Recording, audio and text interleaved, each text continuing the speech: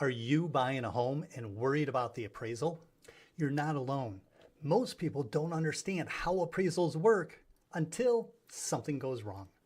Why do you need an appraisal? What can go wrong?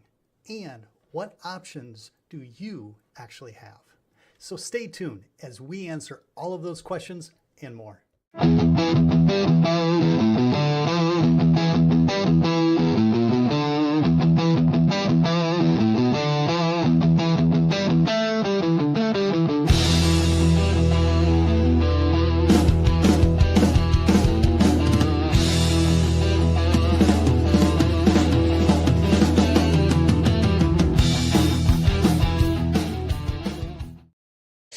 And happy Wednesday, everyone, and welcome to the Mojo Show, where we talk about everything real estate. I'm your host, Joe Mortgage. And I'm Cup of Joe Mortgage. This week's episode, we were going to try and have an inspector on to wrap up our three-part series on what really happens after you go under contract. But unfortunately, we couldn't get an inspector who actually wanted to come on the show, which I don't understand that. Why is it that people don't want to come on our show? I mean, we're fairly nice guys, I think. But so this week we're going to press on with explaining a key element that happens when purchasing a home, and that's the appraisal. Why it matters, what can go wrong, and what options you actually have. But before we get to that, as we always do, we like to start out things with coffee talk with the Joes. So I've got one right now that I would love your opinion, and I would love to hear from other people. So if you are listening, if we have any viewers this morning, or if you're watching this later on, I would love to know your opinion on this. What is it? What you got? So you get on social media, you get on the news, and we have this historic ice storm that's about to happen across the United States. Might as well, like, you think of the Day After Tomorrow movie. I don't know if you remember that one. You think of that movie sometimes when I see these headlines of this historic ice storm that's coming and all this stuff. Joe, this is where I'm just very tired of. I feel like everything now is so blown up out of proportion that, we're not going to be able to handle this kind of attitude is what I feel like everybody takes on now. I mean, have we come so far to figure out that we can just sit there and the world's going to end and we're going to die and there's nothing you can do about it? Or are we going to sit there and be like, hey, when that does happen, the good Lord above's already chose who's going up there. If you're not on that list, don't worry about it because you don't believe in it. I take it that you are directing this specifically more to the drama that social media and the news likes to play out on certain events. Yeah, just like on big events or almost on any event nowadays, they make it out to be a big event. And it's concerning because it's like, it's that victim mentality that, oh my God, what are we going to do? And then everybody freaks out. Yeah. Well, they definitely blow it up. I mean, like you were saying, this ice storm that came through last weekend. Honestly, Grant, I'm from the north, from Michigan. So down here in Texas, they freak out about this stuff when it gets. It's because of the roads. Now let me make sure everybody understands that's listening to this. Do not drive. I'm not making it up about the driving on ice in Texas. I'm just talking about in general, just the way that it's made up. Well, and because of it, though, I went to the store, I think it was Thursday or Friday last week, just, pick up a couple of things. There were lines.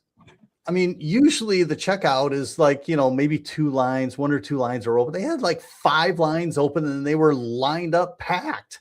Everybody take it.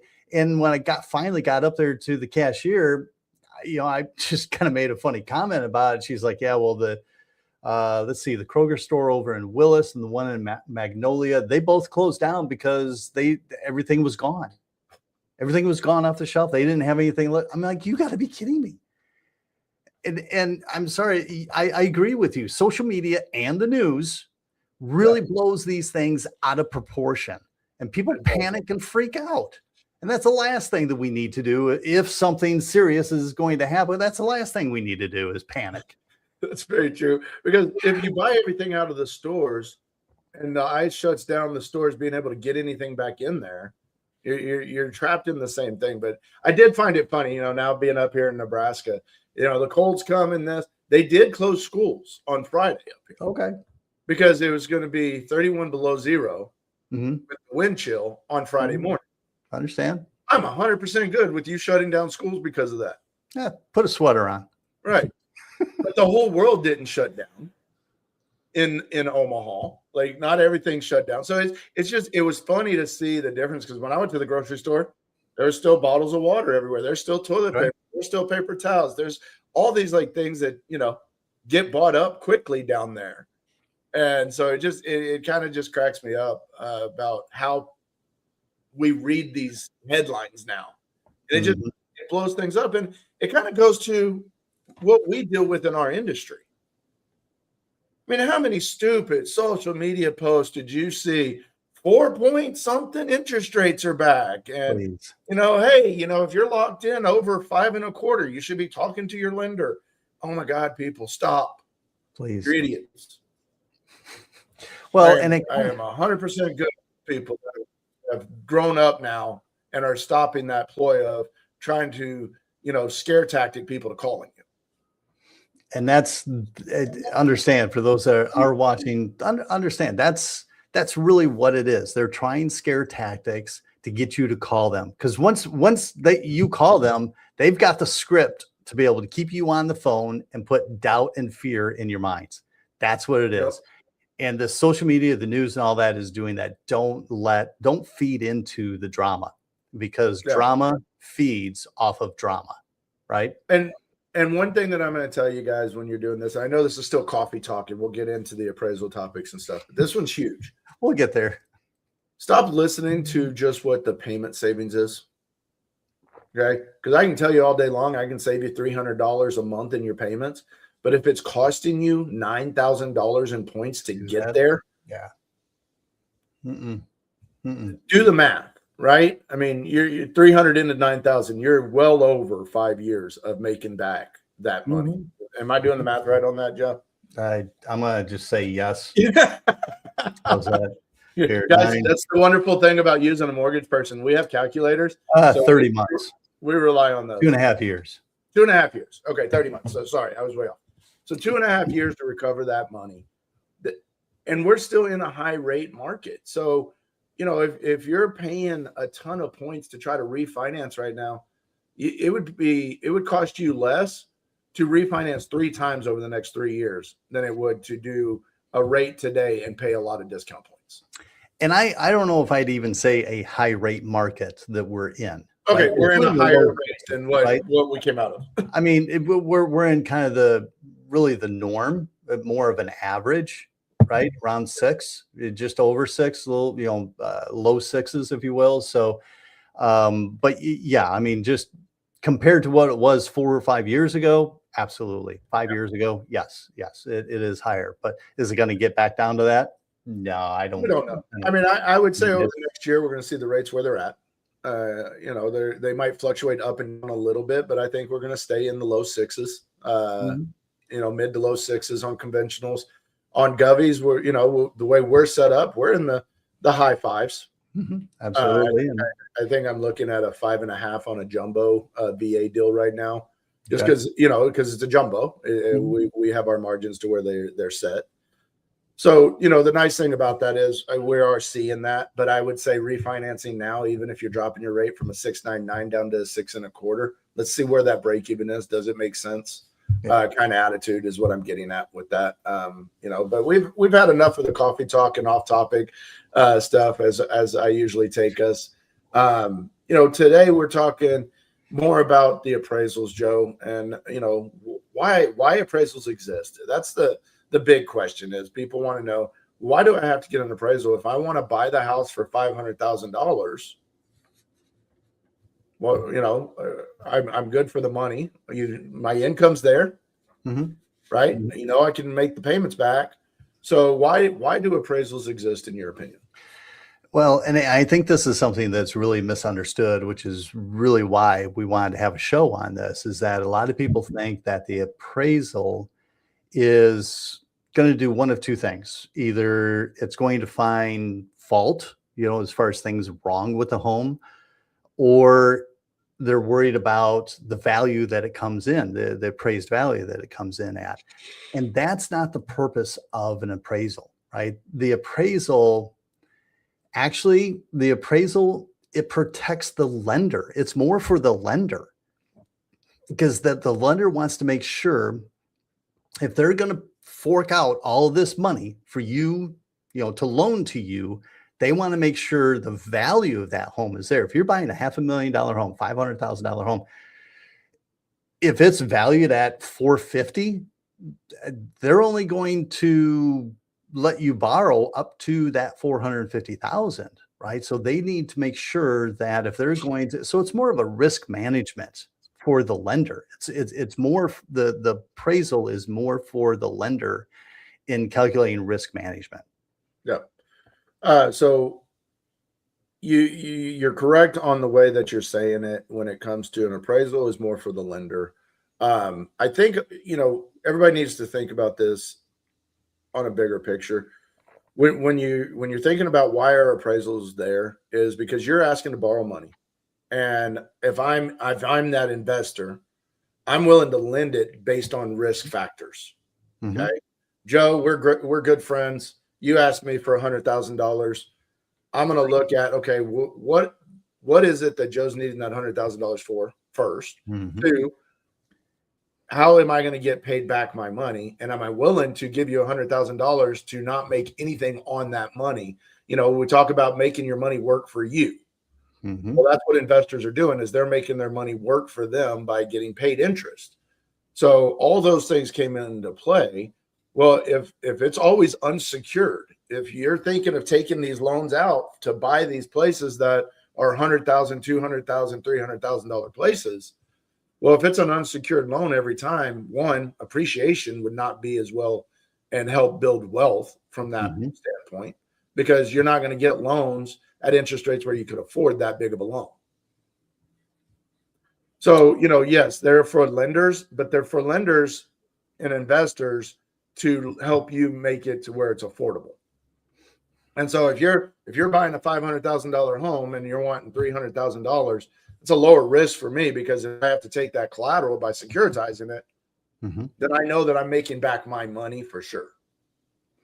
And let's talk a little bit about that, stretch that a little further as far as the appraised value, right? Because if it is a $500,000 home and the appraised value comes in, let's say it comes in over that, let's say it comes in at 520,000.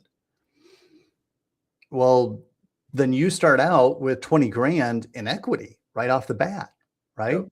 Now, if it comes in at purchase price, 500,000, great. But what happens, Joe, if the appraised value does come in lower? Let's say on that home, it comes in at 475,000. Okay. Well, what happens then? So there's a lot of things that happen. And I think we've talked about that on previous shows when it comes to, option periods or appraisals when they come in. What do you have? But we've kind of done shows on that. It goes back to, well, if your appraisal comes in low, then there's a couple of things there. We had this happen in, what was it, 2020, 2021? Yeah.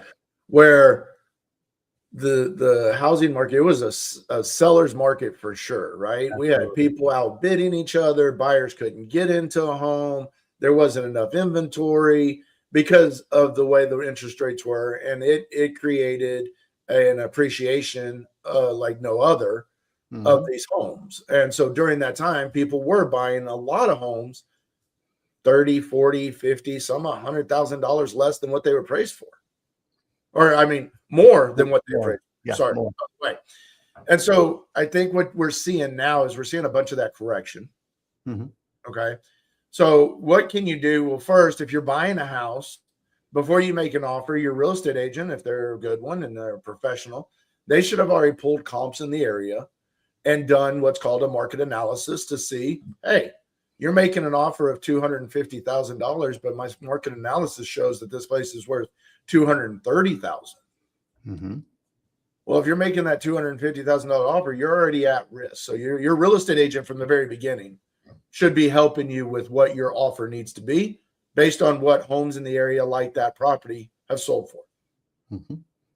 So if the appraisal does come in low after the appraiser or after your realtor's already done that, then we want that information, right? If you saw that I made an offer on a home of 230 because that's what my data showed from my real estate agent, well, we need that data so that way we can present it to the appraiser. Mm-hmm. Because maybe the appraiser didn't see that comparable. Maybe they didn't think that one was there, because when they pull up MLS, it gives them all these houses. Well, they try to focus on it, but they're going to miss some. So take that information and we can provide that to the appraiser to see if we can get that value increase to that 230 mark, if that's what the data supports. So that's how we can help with a low appraisal.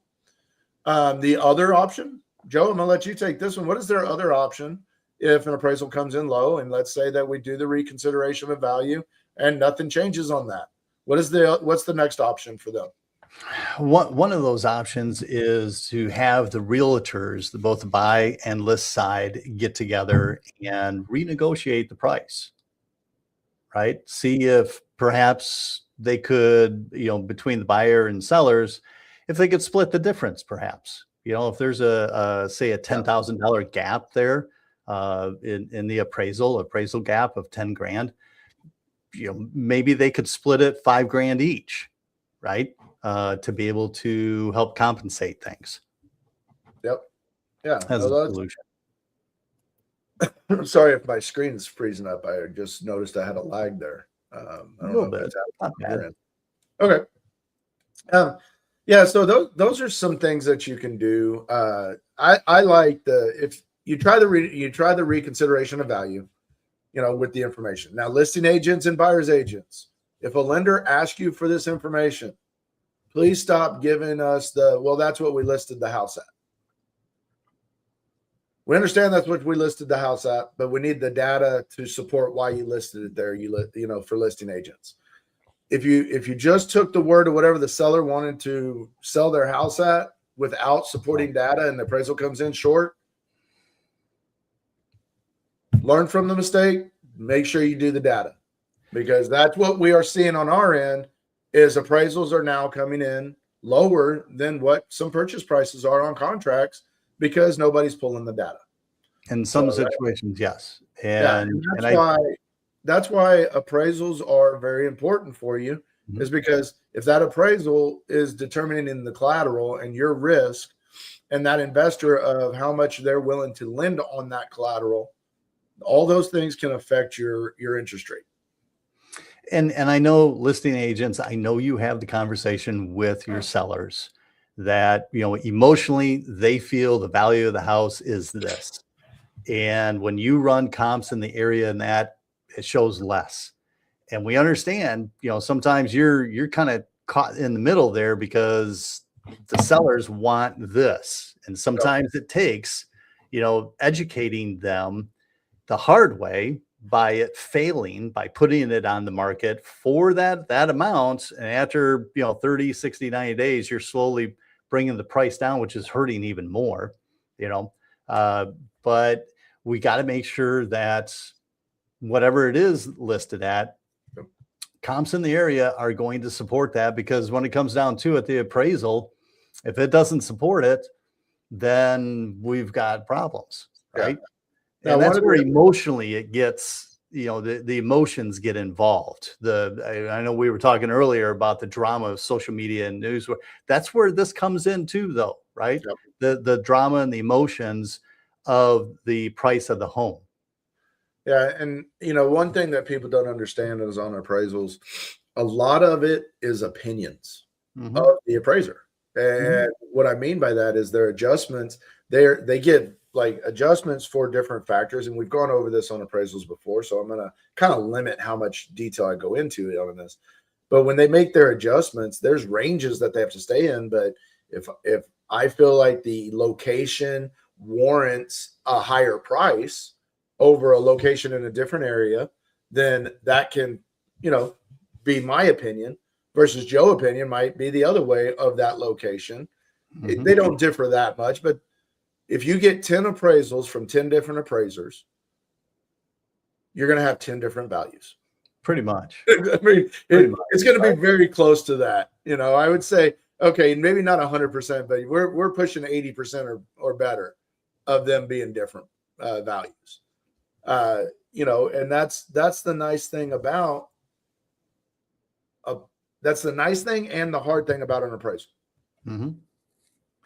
Because you're going to get some of those conservative appraisers, you're going to get some of those really good ones. But the whole reason for you needing that data beforehand is so when you make your offer, you're making a valid offer based on the earnest money you're writing a check for. Mm-hmm. Yep. So that's my 2 cents on why you're going to want and why they exist. Do you remember we were talking a couple minutes ago in regards to back during COVID days, 2020, 2021, when people were paying 40, 50, 60,000 over, list price and everything. And at the same time, they were waiving appraisal contingencies.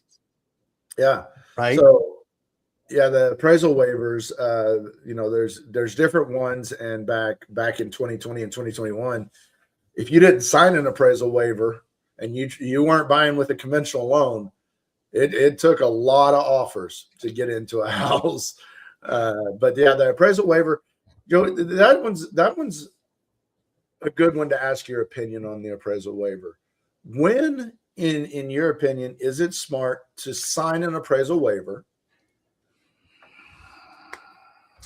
The thing about appraisal waivers, the appraisal contingencies, if you will, and waiving that, I mean, if you waive that, you're really shifting the risk. That's what it is. The risk from the sellers onto you, the buyer. Yep. Right. Because if it doesn't come in at, let's say it's listed at 380 and it comes in at 360, you got to make up that 20 grand. Yep.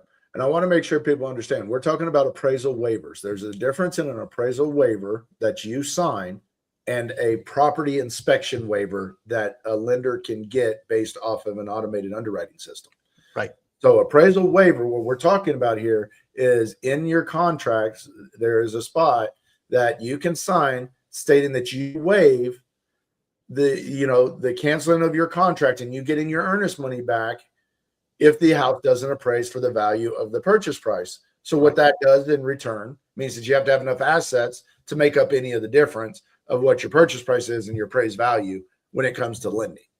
So, and people used to use that back, 5-6 years ago during when things were really booming, to try to position their offer better. Yeah. Right. It was basically guaranteeing the seller. It was guaranteeing them the money being, offered. Yeah. Right. There's two spots that I think doing an appraisal waiver is okay. All right. One, buying from family and they're giving you a bunch of gift of equity and you're not really putting down earnest money in that case, because you can always adjust it after the appraisal is done. And if it comes in low, you don't have anything out there. You're buying from family, you're doing gift of equity. Mm-hmm. There's really no risk there and you're always going to make it work. So in that case, I could see that as long as you're getting gift of equity. If you're buying from family and you're paying full price, get the appraisal waiver just to protect yourself. So yeah, absolutely. The other one is, let's say it is a hot market again. It's a buyer's market. And let's say that you're already in your mind, you're buying an $800,000 home and you're already putting $400,000 down. Okay. So I'm already putting enough equity or I'm already putting enough down to where it's not going to change my pricing so much. So in that case, if I've done my due diligence and my realtor did, I could see signing an appraisal waiver there because you have plenty of assets and you already know that's the house and the location you want. Right. Okay. Yeah. So in those two cases, I think it's okay. Mm-hmm. Any other time, it's not. No. Because, yes, you might have the money, you might want to pay more than that, but I have people right now that their house is not worth yet what they bought it for because they paid $80,000 more than what it appraised for in 2021. And how many years of building equity in that home is it going to take to be able to get the value up to that? Yeah. Right? Now, the reason they did it is because it was in the same neighborhood that they grew up in. Their family's there. They were like, hey, we're never moving. This is our Forever only time home. we're buying. Great. You don't get those that often. And that was why I was like, all right, then let's do it. Right. Because it was right for them. But that's, from an appraisal waiver, that's the only time that I would say those are good. Now let's talk about, let's flip that. What is a property inspection waiver? Right. It's still dealing with an appraisal, but a property inspection waiver, when would you not want to use a property inspection waiver? Man, I can't think of a situation, Joe. I mean, you always want to get an inspection. I mean, even if it's a new build. Well, no. Appraisal waiver, or property inspection waiver for the appraisal. So when would you want to be, like, if you got, let's say that you're putting 20% down, Joe, I run it, and we get the property inspection waiver where you don't have to pay for an appraisal because it fits in the parameters of AUS. I can't think of a situation where you would not use it. Right. Okay. All right. Do you have one? There, it all depends on what your feeling is on that location and the area, of that. So if I go in and I'm making an offer on a new build, I'm probably getting an appraisal just because I want to see what is this house worth compared to other ones that have maybe already sold in the area, not just what is the builder trying to tell me that it's worth. So I might get an appraisal on a new build. Okay. Because I'm also putting 10% or more down to get that waiver in the first place. So I want to make sure my equity is there. The other time is if I feel like I am the highest offer for that neighborhood, because, we pulled comps and things like that, and it's giving me the supported, but maybe I'm not sold 100% on being in that neighborhood. And I want to get an appraisal just to see is my investment protected. Right. Those are the only times I would say, if I'm going into this and I'm making an offer and in my mind, okay, I really don't want to pay $275,000. I would rather pay $265,000, but with the negotiating, I agreed to the $275,000, but I'm betting on a value coming in lower, then I'm not going to go with the inspection waiver. Okay. Makes sense. Because I want to see, am I getting the $275,000? Because I offered what I thought it was worth. We came back in a counter. So those are all reasons, but you got to be willing to walk away from it too if you do that. And that's one option that we didn't talk about, actually, as far as if the appraisal does come in low. Yes, you can renegotiate it. You definitely can. You can get comps and send them back to the appraiser to say, hey, consider these, right? The third option is you simply walk away, right? Walk away from the deal. That's the other option that we didn't talk about, but I mean, it is an option. Yep. Right? That one's a good option. But again, by the time you get that appraisal in and everything else, you're already started packing. Yeah. Emotionally, you're already involved. And if you're married, your wife has already planned out everything in that kitchen. Yes, she has.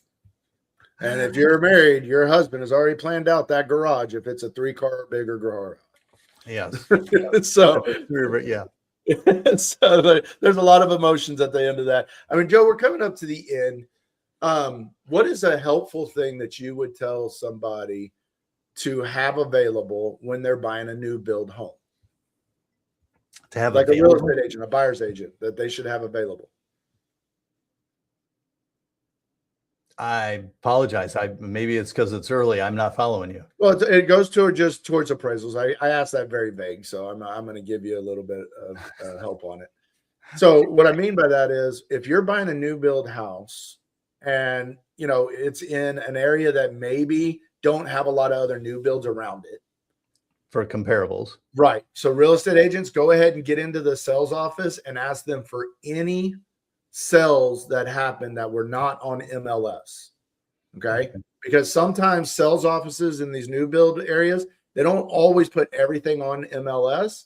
So you can go in there and ask them for any off, because anybody paying for cash or anything like that, that'll also help get that value better, because those might not show to where the appraiser would have access to it. That's a good point. So I would recommend doing that. And then, we didn't talk about refinance as much, and we're out of time. But on refinances, same thing. If appraisal is coming in low, we're doing the same thing. We're getting with real estate agents that we have partnerships with, and we're asking them for comparables so we can help fight that appraised value. But on a refinance, your only option is go with the appraised value or don't refinance. Right. Exactly. Yeah. Because the lender's only going to loan you the money up to what the appraised value is, not the purchase price. Yep. So keep that in mind. Well, we are out of time. So thank you to everyone for tuning in today. If you missed part of the show or our series that we were just wrapping up, go to our YouTube channel, The Mojo Show Real Estate Podcast, and be sure to click subscribe there, because we are on a mission to get to 1,000 subscribers, and this way you won't miss any other shows. So thank you very much for tuning in, those that did. Before we close things out, Joe, any last words or nuggets of wisdom for everybody? I just put our email addresses up there, guys. If we can help you, or if you have any questions, please reach out to us anytime. And like Joe said, go to our YouTube channel, like and subscribe. We would love to get to that 1,000 in the next, at least in our lifetime. So help us get there.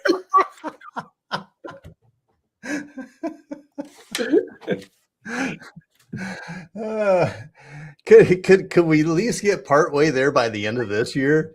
Come on. That would be a feat too. that would be, but well, folks, thanks again for tuning in. I'm Joe Mortgage, and that handsome guy with the beard is Cup of Joe Mortgage, and we'll see you next week.